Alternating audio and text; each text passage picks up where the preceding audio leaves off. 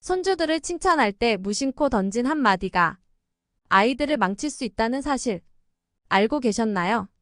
우리가 흔히 하는 칭찬, 과연 제대로 하고 있을까요? 오늘 영상에서는 잘못된 칭찬이 어떤 치명적인 결과를 초래할 수 있는지, 그리고 손주들을 진정으로 성장시킬 수 있는 올바른 칭찬법 5가지에 대해 낱낱이 파헤쳐 보겠습니다.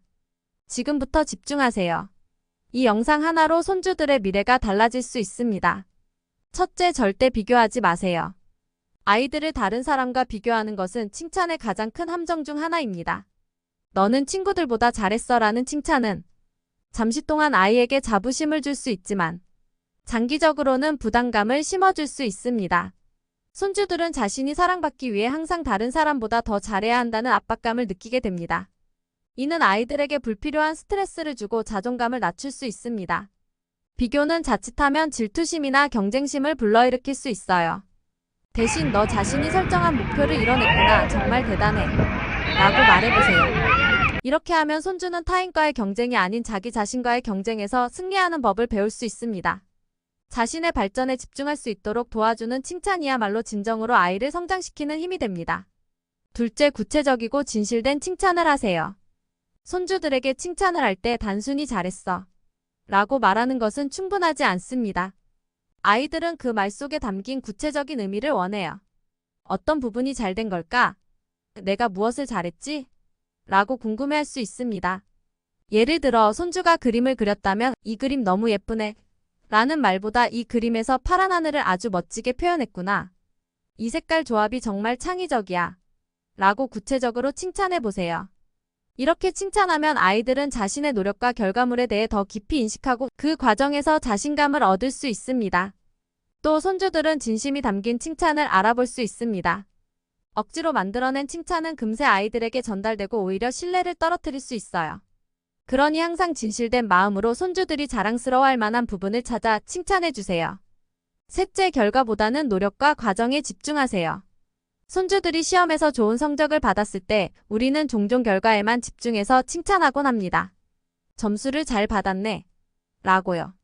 하지만 진정으로 중요한 것은 그 결과에 이르는 과정입니다. 아이가 그 성적을 얻기 위해 얼마나 노력했는지, 그 과정에서 무엇을 배웠는지가 더 큰 의미를 지닙니다.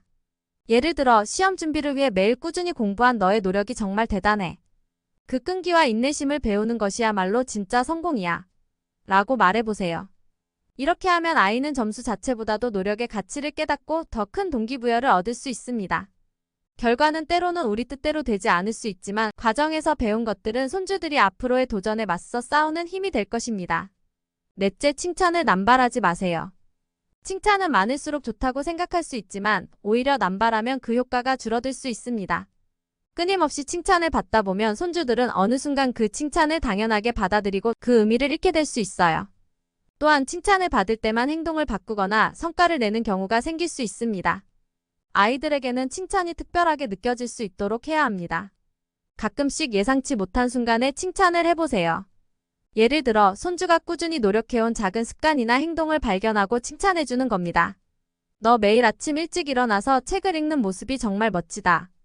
이렇게 칭찬하면 손주는 자신이 인정받고 있다는 느낌을 받게 되며 더욱 자긍심을 느끼게 됩니다. 칭찬은 적절한 시점에 의미 있는 순간에 해야 그 진가를 발휘합니다. 다섯째, 아이의 감정을 먼저 읽어주세요. 칭찬을 하기 전에 손주의 감정을 먼저 이해하고 공감하는 것이 중요합니다. 손주가 실수를 해서 속상해하고 있거나 스스로 만족하지 못하고 있을 때 곧바로 칭찬을 하면 그 말이 아이에게는 공허하게 들릴 수 있습니다. 손주의 마음 상태를 먼저 읽고 그 감정을 존중해 주세요. 예를 들어 아이가 뭔가 어려운 일을 시도했지만 실패했다면 오히려 끝까지 포기하지 않고 해내려는 모습이 정말 대단해라고 말해보세요. 이렇게 하면 손주는 자신의 감정을 인정받고 실패 자체를 받아들이는 힘을 기르게 됩니다.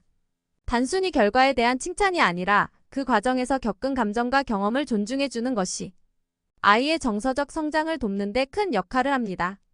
결국 칭찬은 아이의 감정에 공감하며 그들이 자신을 있는 그대로 받아들이도록 돕는 강력한 도구가 됩니다. 오늘 이야기한 5가지 포인트 기억해 두셨나요? 손주들을 칭찬하는 것은 정말 중요한 일이지만 그만큼 신중하게 접근해야 해요. 이 방법들을 실천한다면 손주들이 더욱 자신감을 가지고 건강하게 성장하는 데 큰 도움이 될 거예요. 여러분도 손주들에게 칭찬을 통해 큰 힘을 주고 싶으시죠?